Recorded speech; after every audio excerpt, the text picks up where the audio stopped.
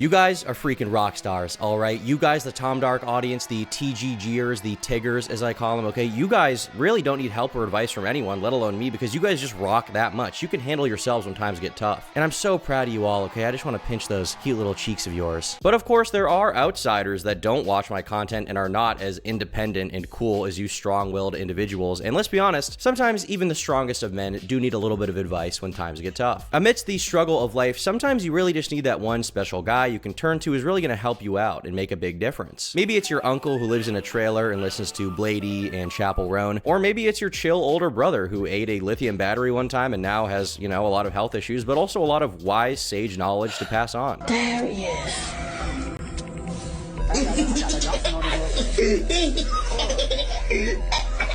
Whoever it may be, it doesn't really matter as long as they can help you out when you're having a rough time. But ultimately, for the Zoomers, a lot of kids nowadays don't have that one special person to ask for advice. So they unfortunately turn to the fun-loving world of TikTok. How to make your dick do the helicopter? How to fuck an ugly bitch? Why men should prepare their nails before a first date? How to fuck big girls and pregnant women?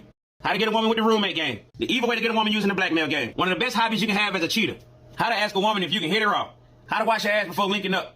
One thing you might be doing wrong in the bedroom as a man. How to deal with stinking coochie. Life in Scars, also known as the Game is Game guy, or sometimes referred to as Jeron. He's a guy who was pretty popular on TikTok. He blew up back in 2022 for his diabolical way of giving advice to his audience. A lot of you guys have probably recognized this individual before, but you may not know a lot about him. And the reason I'm talking about him today is because Jeron's advice is not like your usual everyday advice. In fact, more often than not, it's actually it's actually completely insane. This dude is somehow able to weave an entire storyline into his TikToks and create the most elaborate, devilish plan you could ever dream of, usually involving cock, balls, and sex. For example, one of his most infamous videos is titled How to Fuck Yo Cousin, and you may be thinking to yourself, wow, I mean, that seems pretty simple. Seems like a self-explanatory thing to want to do. You know, if you want to do it, there seems to be, you know, avenues to explore that possibility. But no, Jeron is a man with a plan. How to fuck your cousin. Guys, look, I don't condone cousin fucking, but I don't knock it either. So listen up.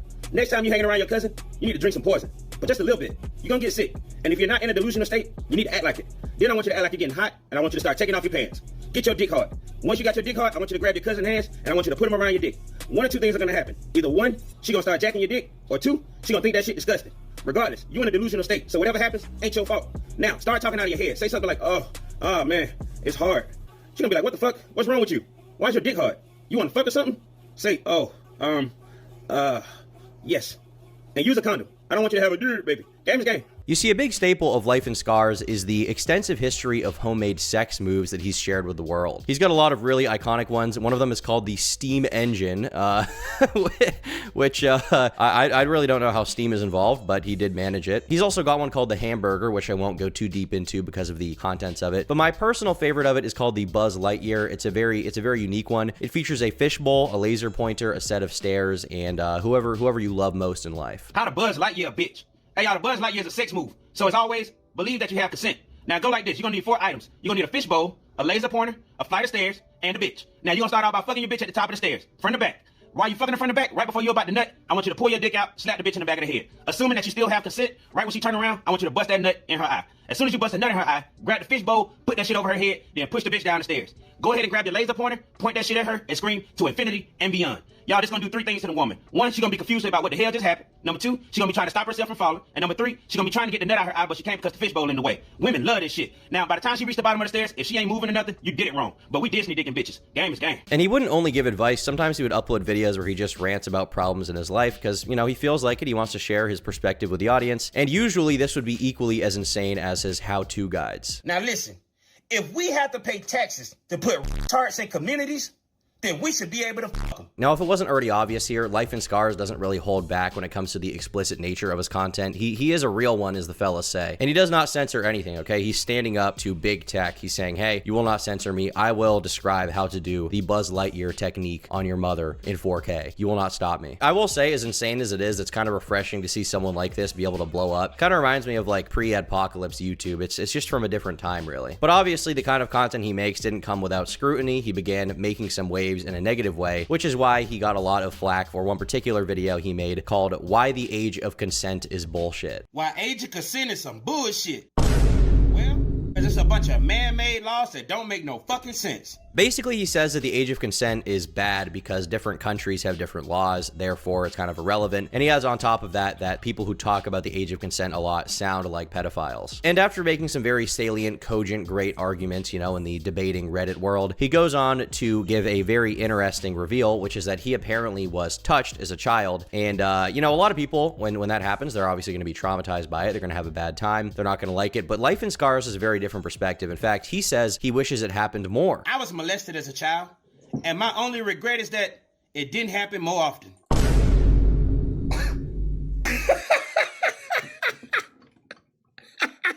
What? Now, he then goes on to say that if it wasn't for those punk-ass age of consent laws, he could have gotten game from his teachers, his mom's friends, his friends' moms, etc. A lot of different demographics of people he's exploring here that he sees opportunities with to get some gash. And he then goes on to say that the age of consent is when you hit puberty, which sounds a lot like something Sneeko would say. Honestly, if he's not lying about getting touched as a young child, then that would probably explain a lot of his beliefs nowadays around the age of consent. It probably destroyed his mental state a little bit, probably fried him a little bit, just a little bit, you know, as it does. Now, obviously, with this kind of content he was posting and the arguments he was making, you had some people who really liked Life in Scars and they liked the content he was making. They thought he was funny. They thought he was edgy. Then you had some people who didn't like him and really were just not on board with him at all. And then you had a third demographic of people that didn't think he was trolling. They just really liked what he was saying and they agreed with him because they are weird. But the defense that Life in Scars got from a lot of people was that he was playing a character and he was just being edgy to get more views. He was clip farming, essentially. People saying, you know, he was espousing these opinions. He doesn't actually believe in them, but he just wanted attention online. And that, you know, was definitely a possibility at the time. I mean, I would want that to be the case in regards to his arguments about age of consent, because I wouldn't want to believe that yet another person I talk about online has weird thoughts and feelings about that. But, you know, it's hard to say for sure what his motivations are and what he's doing here. There's a lot of speculation around that. But regardless of any backlash he was receiving, the views were still pouring in on TikTok. He was getting a very big audience, and he would continue to grow throughout 2022 and 2023, getting a pretty big following on TikTok. He would even get so big that a lot of other live streamers noticed who he was, and they saw he was entertaining, and they wanted to bring him on their streams to, you know, talk his shit, to give his worldview, to troll around and be entertaining, like what Aiden Ross did. You see, Aiden Ross had him on to rizz up some girls, and Jerron would also pose a very interesting hypothetical here to the ladies that I think a lot of you need to think about. Would you rather have an 8-inch dick that lasts for 1 minute or a 3-inch dick that can go all night? All night. You take the all night 3-inch? Yeah. For You sure. too? Yeah. And you too? Now ask the same. There you go. Ask the same question. I think it's undeniable from this stream that although he may be a freak, he does have some massive rizz. He does know how to get the ladies, all right? It might be too much rizz. Frankly, I think people with this much rizz probably need some kind of government intervention so he can save some for the rest of us. But as we will soon see, it turns out he may have abused his rizz. You know, with great power comes great responsibility. It's very possible that he was using his rizz for the forces of evil. Now, I have no idea what brought this specific thing to light, but as it turns out, Jerron didn't have an exactly clean and squeaky past, which I'm sure is not super surprising, you know, from the people who didn't think he was a troll. It's not super shocking to them. In 2016, it appears he was arrested for an incident that happened at Walmart, which in fact is the perfect place for incidents in general to occur. If I hear an incident happened at Walmart, I'm like, okay, if you're gonna have an incident, it's got to be Walmart. Okay, you don't do that at Costco. Costco's just too high grade. All right, you don't want to be having an incident in front of the double chunk chocolate cookie. You don't want the Rizzler to be seeing you have an incident. But at Walmart, I mean, that's where it's supposed to happen. Justice is in the ring. Jerron Colonel Gray, 28, now of West Fargo, changed his plea to guilty in North Central District Court in Minot. Judge Todd also ordered Gray to pay $1,000 in restitution and another $1,000 in court costs. He was sentenced to 1 year in prison, with all the time suspended except for the day he already spent in jail. If he continually completes the probation, the Class C felony theft charge will appear as a misdemeanor on his record. And so essentially what happened here is it looks like he stole a credit card from a woman in 2015, and he then used that credit card to rack up some serious expenses. He ended up purchasing an iPad Air and a PlayStation 4, which in fairness, you know what? You got to play Black Ops 3 somehow, okay? You got to run those maps with the boys. You got to run the COD Zombies maps that they remastered on Black Ops 4, 3, whatever it is with the boys. I don't know. I played it once. You got to do it, okay? You got to be on Nocturne Toten late at night. You're going to just let someone else stop you. You're going to let the law stop you from doing that? That doesn't seem fair to me. He was identified after Walmart officials viewed store surveillance video and recognized Gray as the man who made the purchases. He also got a meal at McDonald's using the stolen credit card. Frankly, I think this is like one of the funniest things you could have on your record. And to top it all off, this looks like, frankly, a piece of advice he would give on TikTok. Like, I guarantee he would title this video something like how to get free McDonald's and then be like, guys, all you need to do to get your new PS4 and some McDonald's is you gonna rizz up a hoe, you gonna give her that sleep serum I told you about, and then you gonna use that credit card to get that McChicken, go home and play Black Ops 4 all night. Game is game. And hey, game is game. Now, despite this small hiccup in his past, he would keep trucking in the TikTok algorithm in the Instagram world, and he would continue to grow in followers until about 6 months ago as of me recording this video, when he would get arrested again. And obviously, because he's a big public figure now, a lot of people were interested in it, and they ended up getting a mugshot release, which is pretty funny. I feel like in this one photo, he aged like 10 years or something. I feel like I thought he was like 17, and now he looks like 48 years old. I don't know what happened. I don't know how that happened that quick. But unfortunately, this charge was a little more serious. You know, someone stealing a credit card, getting a PS4. I mean, it's not a good thing to do, but it is at least a funny crime. But this time around, we had a different situation where he was arrested for allegedly beating his girlfriend. Now, obviously, a lot of people had a lot of questions about this situation. They wanted to know what's going on. So they started going through his history, his back catalog of streams to see what happened, to see if they could get any more evidence. Now, keep in mind, all of these streams are lost to time, and the bits and pieces I did find are all from reposts. But from what Jerron has said on interviews, as well as everyone else's information about it, I think there are some important parts here that are known, but there may be a few minor details wrong. So just keep that in mind. This is to be taken with a bit of a grain of salt. So this is what allegedly happened here. So Jerron was streaming on Monkey, which is a service that a lot of streamers like to use, like Aiden Ross, like Cheezer. Okay, these guys go on Monkey. They meet random people, whether it's fans, whether it's tweakers, whether it's girls. They try to rizz them up. That's what Monkey is. And his girlfriend apparently attacked him with a bottle of alcohol while he was on Monkey.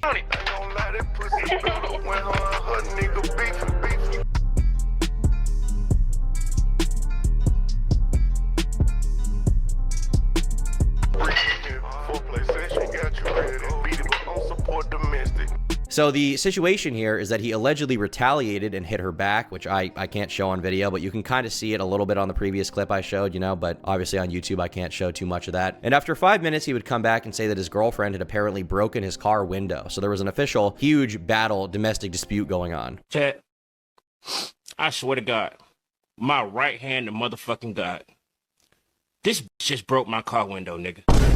And it turns out this is most likely the case because his girlfriend's mugshot would also be found as well. Now, it's still unclear exactly what happened in the legal world on the situation. We don't have all the documents released yet. But obviously, after seeing this very serious situation go down where he's accused of hitting his girlfriend, a lot of people would kind of speculate that based on the old videos, maybe he wasn't actually playing a character. Maybe he wasn't trolling as much as they thought. And in reality, this is just the genuine guy. Life in Scars is not playing a character whatsoever. How to legally beat a bitch. Guys, you ever want to beat the shit out of a bitch, but you're afraid that the judge might not see it your way? Well, I got the solution. It's sports. So at first, you know, because he had a big fan base, a good amount of people would defend him, saying that his response was fine because she did attack him first, and, you know, equal rights, equal lefts, and all of that. Feminism, right? If she hits you, you can clobber her in the head with a fucking hammer. You know, that's what they say. That's what they're saying. That's not what I'm saying, but that is what they're saying out there. But it became increasingly hard to defend him once he got out and he made a response to this situation on stream. Not only did he double down, not only did he say, you know what, I did it, but he also said he wanted to be the representative of dudes who hit their girls, which is, I mean, that is, you know, an underrepresented group in social media for sure. I feel like they need some kind of representation. Man, it is what it is. It is what the fuck it is. I don't give a damn. And if I beat bitches, so what? So motherfucking what? Be glad it ain't your mama, bitch. Alright? Cause your sister could be next, motherfucker. You better be happy that the bitch I'm beating ain't your bitch, nigga. Fuck wrong with you. I'll do it again. I'll fucking do it again. For niggas who hit bitches, I will be the motherfucking logo, nigga. I don't give a fuck, nigga. Now, Aiden Ross would even interview him about this, and he was like, all right, clearly there's some context missing here. Let me explain what's going on. And Jerron would just go off, taking it from 0 to 100, even when Aiden, who himself was a very edgy guy, was like, all right, bro, come on, calm down a little bit. Even when that was happening, Life in Scars just kept running. He kept going, okay? He was like, you know, Aiden is like trying to mow the lawn, essentially, here. He's just trying to, you know, do his job, go normal. And then the lawnmower just takes off, and his feet are in the air flying. He can't handle it. Putting their fucking hands on you, and you tell them to stop, and they keep doing it, you got the right to knock the shit out of them, even if it's a fucking baby. No, all right, come on. A baby, a two-year-old baby. It could be a 4-year-old. If a 4-year-old sitting up here hit you with a stick over and over again, And you're like, hey, stop, little nigga. And he's still hitting you. Stop, little nigga. No. You ain't got the right to grab that stick and knock the shit out of his ass. No. Come on, Aiden. It's a baby. Men, Now, in fairness to Life in Scars, because I don't want to be, slandering anyone here, he would always clarify in these clips that it was always after they had hit him and put him in a self-defense situation that he would retaliate. So maybe there is something to be said about, maybe if the girl isn't like 100 pounds and she's, 220 pounds actually, and she's pile driving you, maybe you can go back with the haymaker a little bit. But, I don't know. I'm just a peace-loving guy out here, okay? I only fight women in the ring sanctioned during boxing matches, so that's my thing. We do fight naked, by the way. I'm just saying. But this self-defense strategy, this self-defense explanation, she put me in the self-defense situation. That explanation kind of started to wear thin after people found a video of him where he tried to call a woman, and when she didn't answer, he told chat he was going to beat the shit out of her.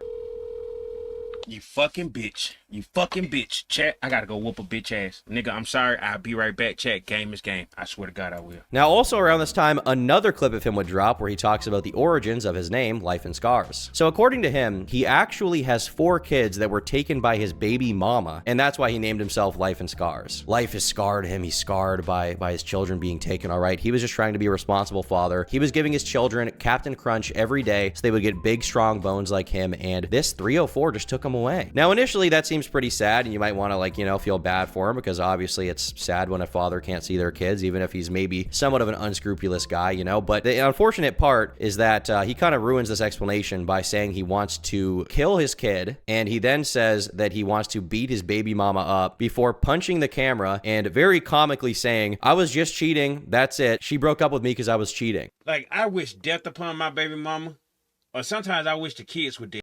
You want to threaten me and put me on child support?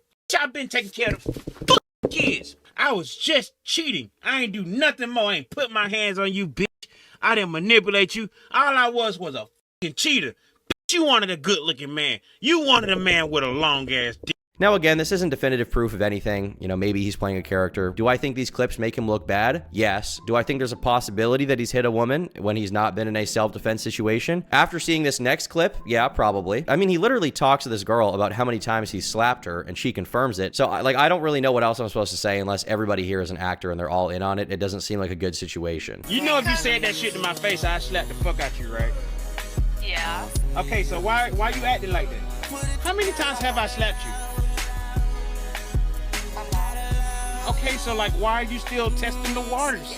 Now, with that out of the way, with the more unscrupulous aspects of his life out of the way, we can kind of get to the reason that this whole video is being made, the reason why most people even know about him right now. You see, the most infamous thing he's ever done is actually die. At least that's what everyone thought for a hot minute. This all started on October 17th, when one of his friends would post on their story saying, "They can't believe this shit. I hope you're resting in peace for real, for real. For real, for real." This would then be confirmed by his official Discord server, where one of the top admins, one of the top people in the Life in Scars business mafioso organization would say, "Listen, I also can't believe that this happened. All I know is that he passed away from an overdose." So obviously at this point in time, a lot of people were wondering, like, what could he have overdosed on? What's going on here? And then clips of his past stream would be revealed where he was showing off his Galaxy gas, which for those who don't know is nitrous that you sniff on, and the nitrous is so powerful that it literally actively destroys your brain cells when you take it. There are people who have died from doing this, and he is hitting the Galaxy gas as well as a little bit of meth and coke. Apparently he's just showing it off. He's just chilling with it. He's having a really fun time, you know, to each their own or something. Chat, listen, I don't know what the tonight's stream is gonna be about. It's gonna be a little bit of this, gonna be a little bit of that. If you want Galaxy gas, you came to the right place. If you want alcohol, you came to the... If you want some meth mixed with crack in it, oh, we came to the right place. What the is that? Chat, that was a gift today. I was like, oh, I want to try a new drug. So they brung over this meth mixed with crack. Chat, I done meth and I done crack. I don't know if I should do this shit, but you know what? Now, this absolutely set people off and got a large number of fans to start making memorials for him because, you know, despite all the controversial stuff, they were fans of his content. They wanted to pay respects to the fact that, you know what, he provided a lot of entertainment for them. Even Aiden Ross would say on stream that he had actually died and expressed that, you know, he was a little bit sad about it. Today was already just hard. I woke up to Life of Scars passing away, bro. Like that, when I wake up and I see that, I'm like, this can't be fucking true. Rest in peace to him. And that guy, like, literally, like, for my birthday, this motherfucker writes me a very nice paragraph.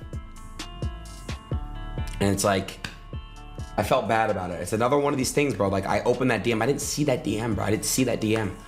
I opened it today. I'm like, holy f. And the first thing I did was I opened that DM. I'm like, please tell me this isn't true. Life is fucking scary, bro. It's so fucking scary. I felt, you know how fucking guilty I feel from not opening his DM and fucking interacting with that paragraph he wrote me for my birthday? I feel like So yeah, I mean, everyone was sad that they had lost him, but then a day later, a little more info was revealed that kind of started changing the story. Life in Scars had an arrest warrant issued on September 20th and was supposed to appear in court today, but according to friends, he allegedly passed away at 37 due to an apparent overdose a few days ago. And this is what really got people's almonds activating when it came to the death allegations. Thousands of people started speculating that maybe he faked his death to get out of an arrest warrant so that the cops would stop looking for him or something, which in fairness is a very in-character thing for him to do. Like, it wouldn't be shocking. I don't know how successful that would be, but you know, that was one theory. Another theory was maybe he faked his death so that people wouldn't look into the arrest stuff from the public eye and he would just kind of go away quietly on the internet instead of having his life exposed for whatever this crime may have been. Now at this point, the internet investigators get involved, more people start digging in, and eventually a TikToker would actually call the jail he was supposed to be at and confirm that he was in fact not dead. He was alive. Even apart from the phone call, people had found some jail records showing that he was in custody at that moment because apparently he had violated his parole, probably due to the fact that he was smoking that Galaxy gas as well as meth and, you know, some other stuff potentially. Now, a lot of people were upset about this because they were like, oh, well, first of all, he lied, his friends lied, what's going on here? Like, you know, you made us scared that you died, and in reality, it was all fake. Some people thought it was a cool stunt that he pulled off, and on the other hand, some people were like, oh, well, this guy's still a fucking asshole, he's a piece of shit, right? Now, Jerron would apparently post bail, at least that's what I presume, because on November 4th, he would run into a fan that thought he was dead, and he would also post a picture of himself on his Discord laying on the counter with a bottle of alcohol. So Life in Scars is officially back, all right? The people could not be happier. They could not be happier. Little did they know, okay, even though they were glad their favorite TikToker was back, this would be the start of the true crash out, as the kids say these days. That's what they're saying. Crash out. This is the start of the downfall, for real. So Life in Scars would start his first comeback stream by talking about how his friends made an oopsie, made a little slip up, and that he didn't even know what was happening online until his mom contacted him because it had gotten so big that she heard about it. He then apparently decided to just sit back and watch because he was very fascinated with what people's reactions would be if he died, which, I mean, that has to be a lie, right? Like, he was in custody or he was like in jail or something, so it doesn't really make sense to me that he would have been able to watch it, because wouldn't he have been in jail when that was happening? Do they let you watch TikTok? Do they give you iPads in jail so you can just mess around on Clash of Clans and watch Skibidi Toilet all day and check in on if people think you're dead on TikTok? I don't really know. Seems like maybe he's dodging the entire thing here. But regardless, after he explains himself and explains where he's been, he decides the next best bet, the next best thing to do to get his career back on track is to smoke Fent on stream. No, I'm not kidding. He just started lighting up some Fent in front of a live audience. I'm not going to play the clip because we are on YouTube, unfortunately, but I think that's what I would do after getting out of jail. I think that's a good thing to do. Like, you know, you got to celebrate somehow. Now, while some people still thought that he was dead, another streamer called Action Man would apparently laugh and rejoice on stream at the news and say that no one should mourn Life in Scars because he was an asshole and a pedophile. People are like, R.I.P. This guy was a legend. How the f*** he what, bro? What? You guys got to admit, hate me or not, this guy was a fucking asshole, man. Yeah, all right, fine. Game over. Let's go ahead and ask Game is Game what the age of consent is. Oh, wait, he's fucking dead. Guess we'll never know, guys. All right, let's go ask Game of Game. Oh, yeah, he's fucking dead. For those who don't know, Action Man is a kick streamer. He's kind of in the same vein as a lot of those other IP2 IRL guys, where he basically goes to a bunch of random people in public. Sometimes he causes somewhat of a nuisance. I will say, you know, I don't know Action Man's whole history. Maybe it's a little ironic for him to call him an asshole. You know, maybe it's kind of an ironic criticism, but I will say on the other count of the other thing he said about Jerron, there could be something to it. Let's see if you guys have any tits. No tits. No tits. Ugly as shit. Oh, you're right. My bad. They're going to call the police for being ugly. Hey, bye, guys. Flat as a board, easy to nail. Walk the plank walk. Yeah, call the police, man. What y'all going to do, man? But yeah, once it was revealed that Jerron wasn't actually dead, he would respond with probably the craziest rant he's ever got on, and that's, you know, saying something for sure. Frankly, I think this easily tops the most insane stuff he's ever said or done, and honestly, it was so funny to watch this go down. It is a really dark situation, but it's like watching a trash fire. It's like watching a 14-car pileup. Do I enjoy watching people die? I mean, obviously I do, but at the same time, you know, for the average person who isn't a psychopath like me, you're just gonna be, you know, morbidly curious. You're gonna be like, I just can't look away. And that's really what Life in Scars is. is. Action man, I know you can't hear this right. I know you can't respond because you bad and shit. Yeah, I know. But listen to me. That's really fucked up you said that, bro. Kind of broke my heart. However, I do want to tell you this. I am not a pedophile. I have never fucked anybody underage. But what I will tell you is that if you have a daughter, I will become a pedophile, you bitch ass nigga. I'ma fuck the shit out your daughter. I don't give a how old she is. Your daughter will be the first shit I goddamn become a pedophile with. You motherfucking right. You and your 7 daughter.